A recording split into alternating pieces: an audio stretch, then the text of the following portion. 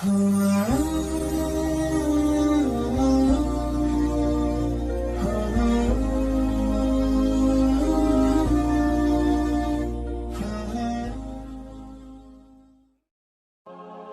Islamic videos کے لیے ہمارے چینل حقیقت اسلام کو سبسکرائب کریں۔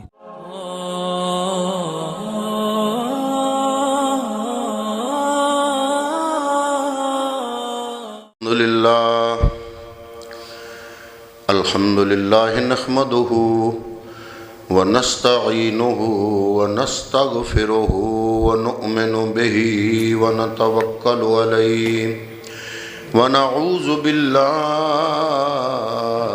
من شرور انفسنا ومن سیئات اعمالنا من يهده الله فلا مضل له ومن يضلله فلا هادي له ونشهد أن سيدنا وسندنا وحبيبنا ومحبوبنا ومحبوب ربنا ونورنا ونور ربنا ونور اسلامنا ونور ایماننا ونور دیننا ونور قلوبنا ونور قبورنا ونور حیاتنا ونور مماتنا ونور اولنا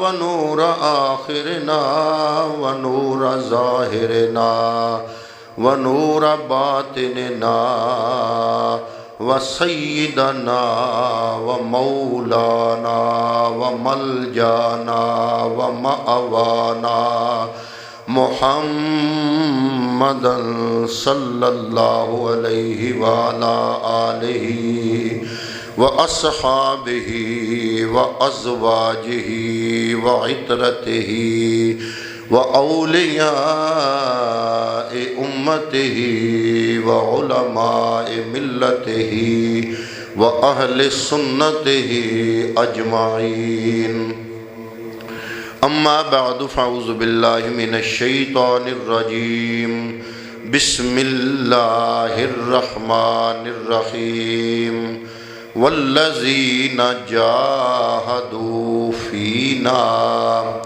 لنہدینہم سبلنا وإن اللہ لمع المحسنین۔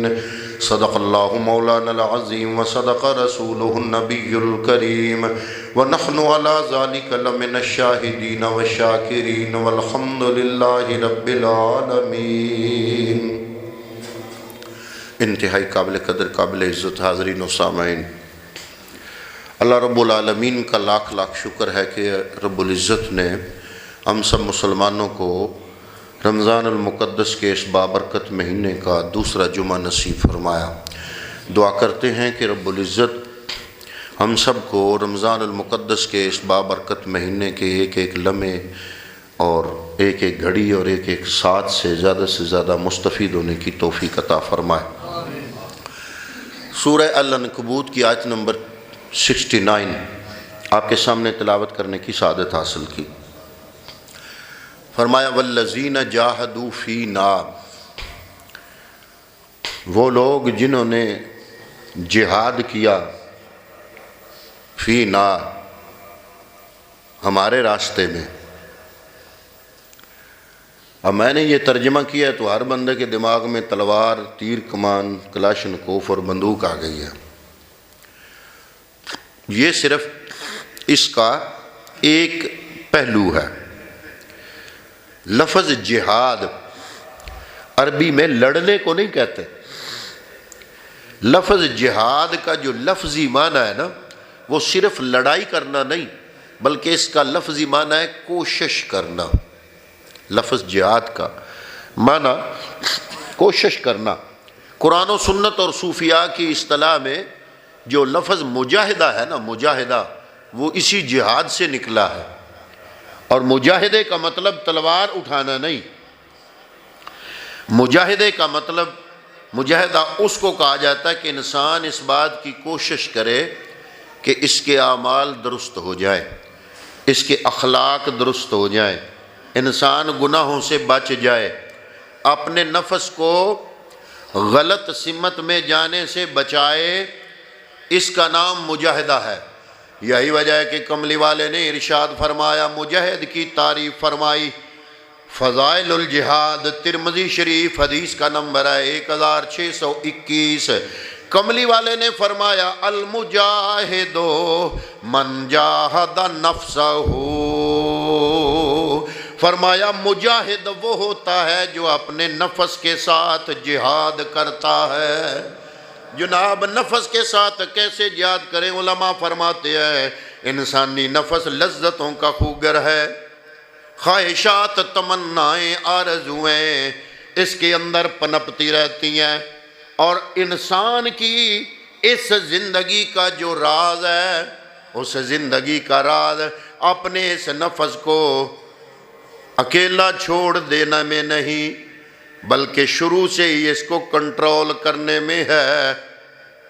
میں ایک درس قرآن میں بھی عرض کر رہا تھا، امام بوصیری رحمۃ اللہ تعالیٰ علیہ، جن کا قصیدہ شریف بڑا مشہور ہے، قصیدہ بردہ شریف، اس کے اندر ایک شعر لکھتے ہیں، 140 اشعار ہیں قصیدہ بردہ شریف کے، اس میں عنوان سے ہٹ کے ایک شعر لکھتے ہیں، فرماتے ہیں نفسو کالطفل، یہ انسان کا نفس دودھ پیتے بچے کی طرح ہے۔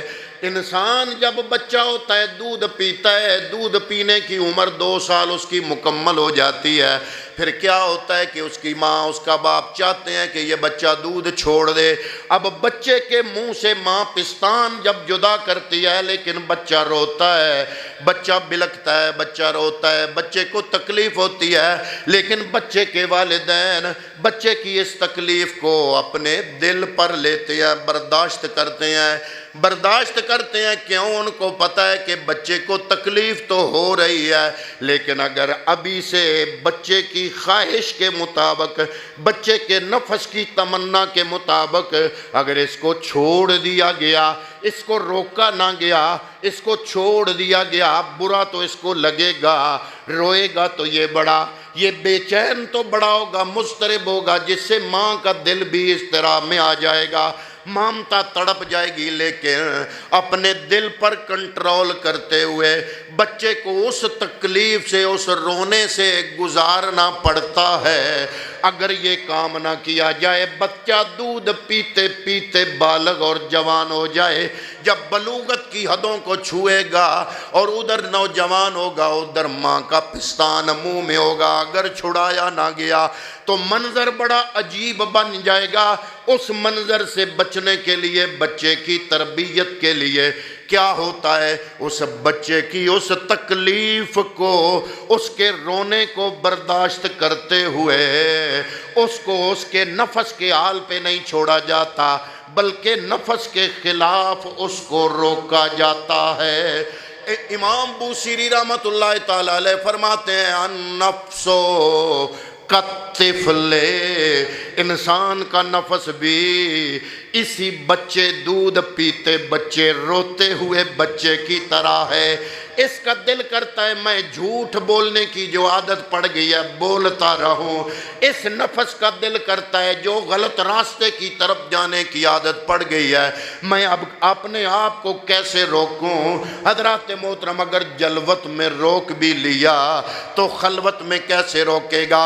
اگر اس کو عادت پڑ گئی ہے فوش مواد دیکھنے کی، لوگوں کے سامنے تو نہیں دیکھے گا، جب اکیلا ہوگا تو موبائل میں سب کچھ موجود ہے، تو کیسے رکے گا؟ اس لیے اولیاء کاملین فرماتے ہیں کہ متقی وہ ہوتا ہے جس کی جلوت ہی نہیں بلکہ خلوت بھی پاک ہوتی ہے، جس کی جلوت اور خلوت دونوں پاک ہوتی ہیں، وہ بندہ متقی ہوتا ہے جس کی تنہائی پاک ہو جائے۔ آج اگر ہماری، ہر بندہ، میں ہوں یا آپ ہوں، اگر ہماری تنہائی پاک ہو گئی، تنہائی پاک ایسے نہیں ہوگی، یہ جسم کے ساتھ، اس نفس کے ساتھ لڑائی لڑنی پڑے گی۔ النفس کالطفل، یہ تو تمنا کرتا ہے آرام کرنے کی، یہ تو آرزو رکھتا ہے اپنے آپ کو آرام پہنچانے کی، لیکن اس کی خواہشات کو کچلنا پڑتا ہے، اس کے خلاف چلنا پڑتا ہے۔ آرزویں خون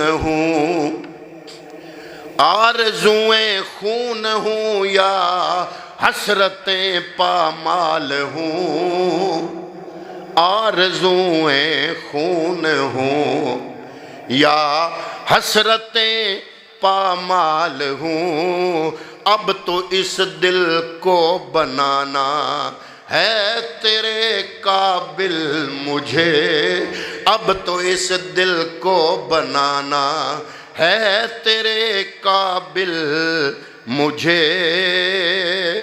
یہ تلخی بڑی ہوتی ہے اس کی خواہش، لذت میں مزہ تو ہے نا، یہ الگ بات ہے کہ اس مزے کی انتہا کوئی نہیں۔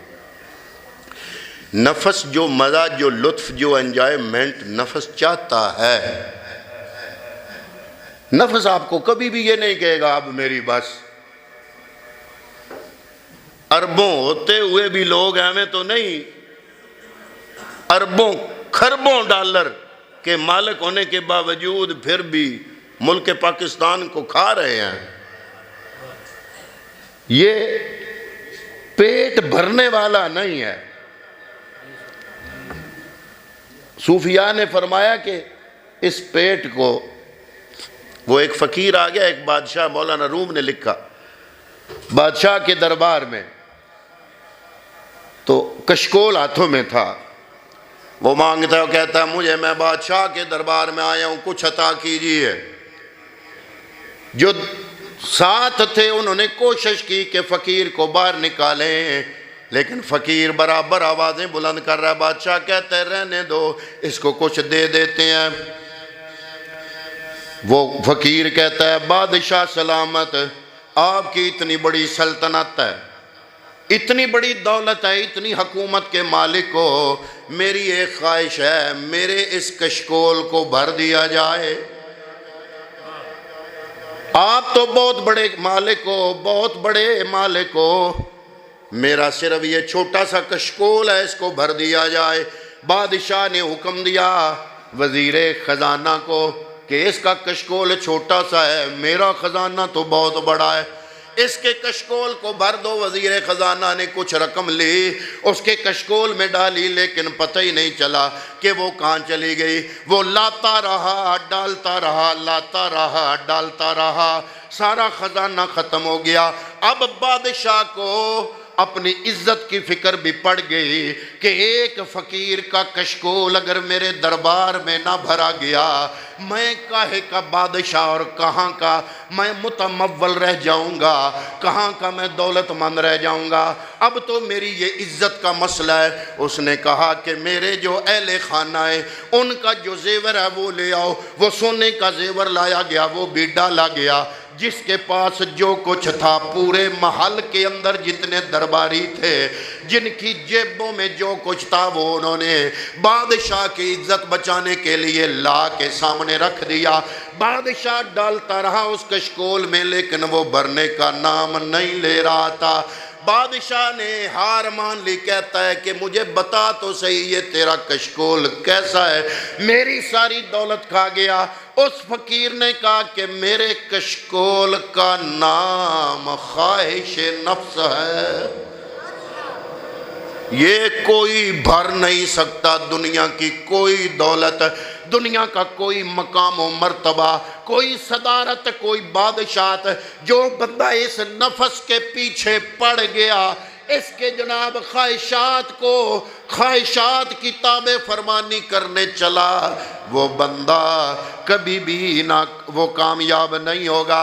اس لیے تو کسی کہنے والے نے کہا، مولانا روم نے کہا، از محبت تلخ ہاں شیریں شود، از محبت تلخ ہاں شیریں شود، نفس کو بس مزہ لذت چاہیے کہ اگر رب کو راضی کرنا چاہتے ہو، یہ جو شیریں، یہ جو لذت ہے، ایک دفعہ رب کی رضا کے لیے اس لذت کو قربان کرنا پڑے گا۔ وہ کسی نے کہہ دیا تھا نا کہ میں سے غرض نشاط ہے کس روح سیاہ کو،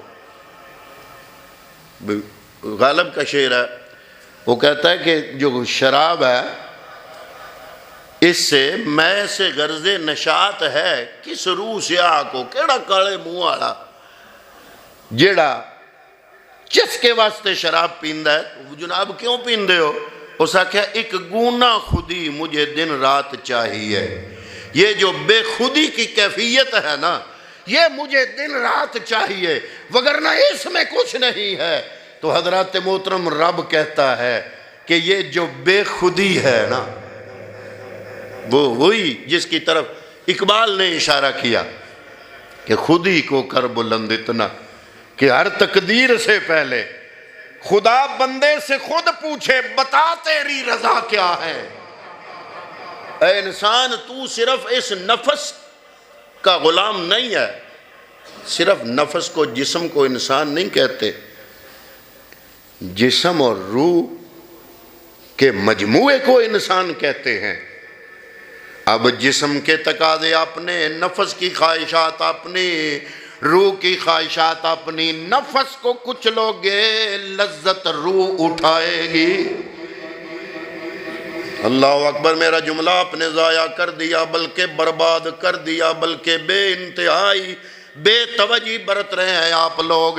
میں یہ عرض کر رہا ہوں کہ جناب اعلیٰ اگر اس نفس کی خواہشات کو کچلو گے، اس کے کچلنے میں، اس کی تکلیف میں روح کو روحانی لذت ملتی ہے۔ یہ دونوں الگ الگ ہیں، تقاضے الگ الگ ہیں، اور یہ رمضان المبارک کا مہینہ یہی مجاہدہ کرنے کی سمجھ سکھانے آیا ہے۔ اپنے نفس کے ساتھ کوشش کرنا، جہاد کرنا، اس کے خلاف چلنا، رب کی رضا کو سامنے رکھتے ہوئے۔ کچھ لوگ یہ سمجھتے ہیں کہ روزہ صرف پیٹ کو خالی رکھنے کا نام ہے۔ نہیں میرے بھائی، اگر روزہ صرف پیٹ کو خالی رکھنے کا نام ہے تو نبی نے یہ کیوں فرمایا کہ سحری کے ٹائم اٹھ کے جو بندہ سحری کھائے گا، ہر لقمہ کھانے کے بدلے 10 درجے بلند، 10 نیکیاں ملتی، 10 گناہ معاف۔ کبھی کھانا نیکی، کبھی نہ کھانا۔ مغرب کی اذان ہو جائے، اگر آج فرض کر لیں کہ آپ 6:30 پر روزہ کھلتا ہے، آج فرض کر لیں، تو آپ نے 2 منٹ پہلے کھجور کھا لی، تو دیکھنے والا کیا کہے گا کہ تم نے روزہ توڑ دیا؟ تو آپ کہیں گے نہیں جناب، سحری سے لے کر اب تک بات تو صرف 2 منٹ کی ہے، اب تک تو میں خالی رہا، معدہ خالی تھا، اپنے آپ کو بچائے رکھا۔ تو وہ کہے گا یہ 2 منٹ کی تو بات ہے نا، لیکن جب مغرب کی اذان ہو جائے اور روزے دار کہے کہ نہیں، جس رب نے سحری سے لے کر اب تک بھوکے رہنے کا ثواب دیا ہے، میں مغرب کی اذان کے وقت بھی نہیں کھاؤں گا، مجھے ثواب ملے گا، تو وہ غلط فہمی کا شکار ہے کہ نہیں؟ مغرب ہو جائے تو کھجور کھانا ثواب ہے۔ تو یہ دین سکھا کیا رہا ہے ہمیں؟ کبھی کھانا ثواب، کبھی نہ کھانا ثواب۔ تو بات معدے کی نہیں، بات پیٹ کی نہیں، بات بھوک اور پیاس کی نہیں ہے، بلکہ بات یہ ہے کہ اس نفس کو رب کے حکم کے تابع کر لو۔ جب رب حکم فرمائے کھانا کھا لو، اس وقت کھانا کھا لو۔ جب رب حکم فرمائے، نفس کہتا بھی رہے مجھے بھوک ہے، مجھے بھوک ہے، مجھے بھوک ہے، نفس کی بات نہ مانو، بلکہ رب العالمین کی رضا کو سامنے رکھو۔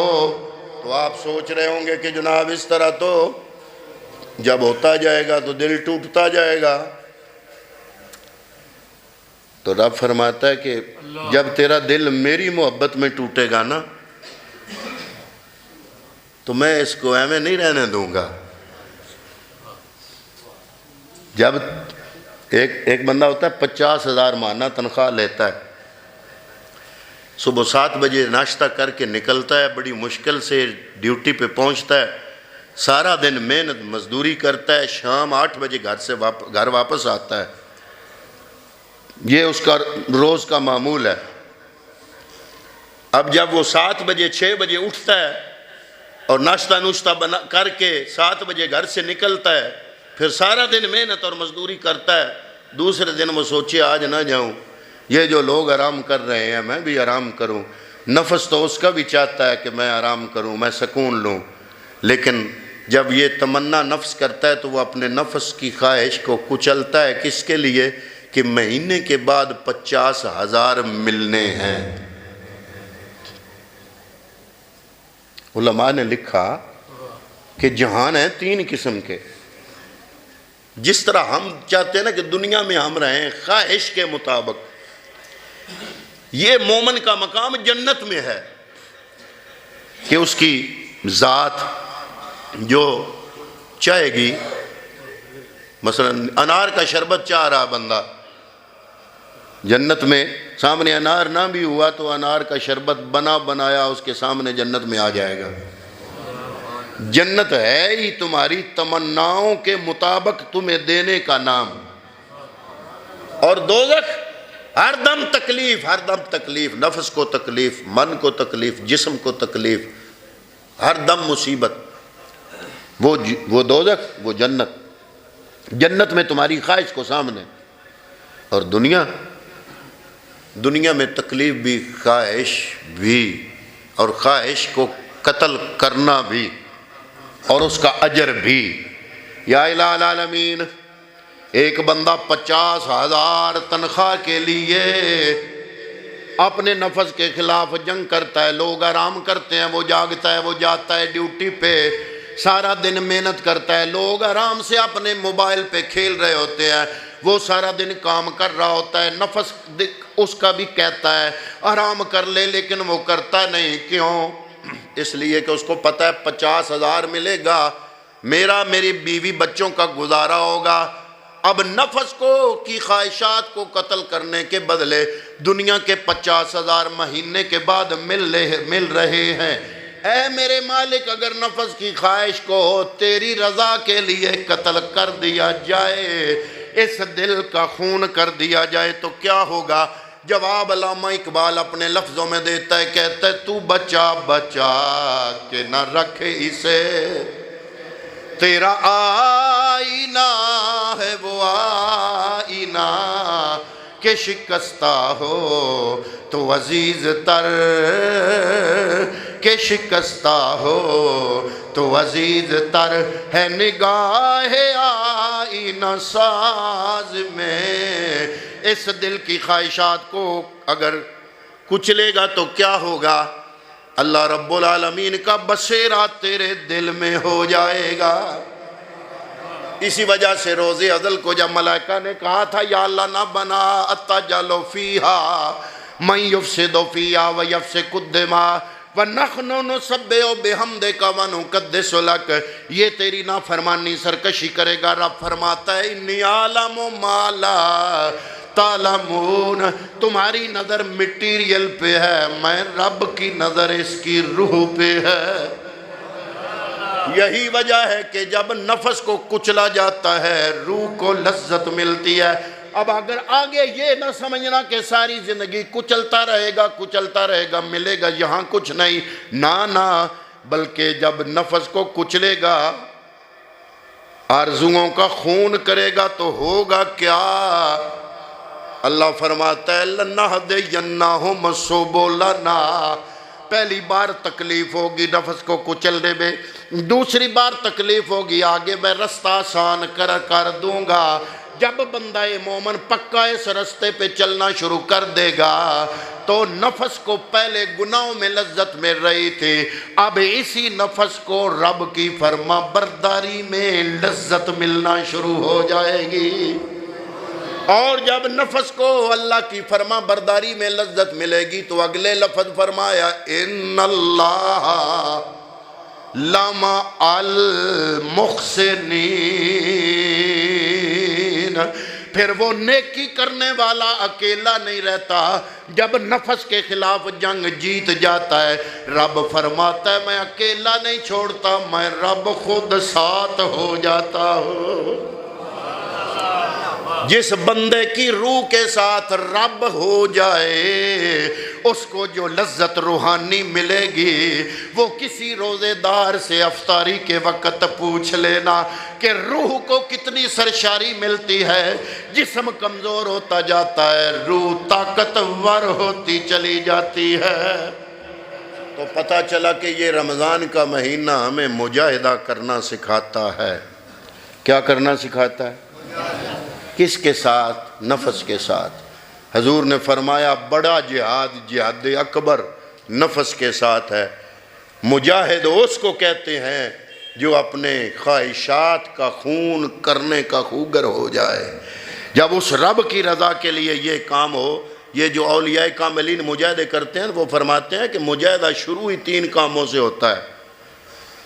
ایک ہے تقلیل طعام، اور پرانے بزرگ تو کئی مہینے کھانا چھوڑ دیتے تھے، آج کل دور ایسا نہیں ہے۔ آج اگر ایک روزہ رکھیں تو جسم میں کمزوری ہو جاتی ہے۔ اس کا حل صوفیاء نے یہ بتایا ہے کہ کھانا نہ چھوڑو، کیونکہ پھر تمہاری وہ انرجی جو عبادت کے لیے جسم میں چاہیے وہ بھی نہیں بچے گی۔ کھانا نہ چھوڑو، لیکن جب کھانا کھا رہے ہو تو ابھی نفس مانگ رہا ہو، کچھ خواہش باقی ہو تو ہاتھ روک لو۔ یہ پہلی جنگ ہے نفس کے خلاف۔ پیٹو بندہ یہ کام کر ہی نہیں سکتا کہ تھوڑی سی بھوک رہے اور بندہ ہاتھ روک لے، کھائے ضرور۔ یہ ہے مجاہدے کا پہلا طریقہ۔ دوسرا تقلیل کلام، ایک بندے نے گلاں دی بڑی عادت ہے، روک سکتا ہی نہیں، لیکن اگر کر لے کنٹرول، زبان کو اپنے کنٹرول میں کر لے، جھوٹ کم بولے گا، زبان کنٹرول میں ہوگی تو بغض کی گفتگو کم ہوگی، زبان کنٹرول میں ہوگی جھوٹ نہیں نکلے گا، زبان کنٹرول میں ہوگی گلہ غیبت سے بچ جائے گا۔ یہ دوسرا مجاہدہ ہے اور علماء تصوف کے نزدیک۔ پہلا تقلیل الطعام، دوسرا تقلیل الکلام، اور تیسرا تقلیل المنام۔ نیند، سوئے ضرور۔ پہلے ہم پڑھتے تھے، سنتے تھے کہ فلاں بزرگ عشاء کی نماز کے وضو سے فجر کی نماز ادا کرتے تھے۔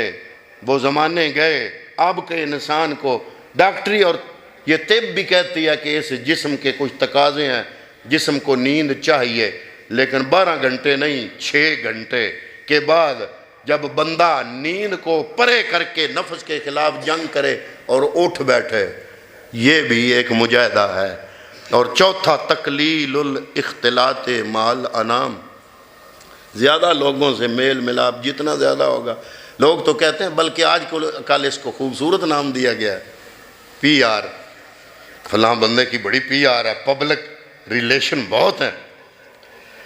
تو یہ چوتھا مجاہدہ ہے تقلیل الاختلاط مال انام۔ جتنے کم لوگوں سے ملو گے اتنے گناہ ہونے کی جو سکت ہے وہ کم ہوگی، کم گناہ ہوں گے، کم گناہ کرنے کا، جھوٹ بولنے کا، غیبت کرنے کا کم موقع ملے گا۔ تو جو ضروری ہیں ان سے ضرور بندہ ملے ملائے، پبلک ریلیشن پی آر رکھے۔ یہ چوتھا مقام ہے، اور یہ روزہ ہمیں اس مجاہدے کے یہ چاروں طریقے سکھانے آتا ہے۔ یہ ماہ رمضان بندہ مومن کو متقی بننے کی سمجھ سکھانے آتا ہے۔ تو دعا کرتے ہیں کہ رب کائنات اس ماہ مبارک کی ساری برکتیں سمیٹنے کی توفیق عطا فرمائے۔ وما علیہ الا البلاغ المبین۔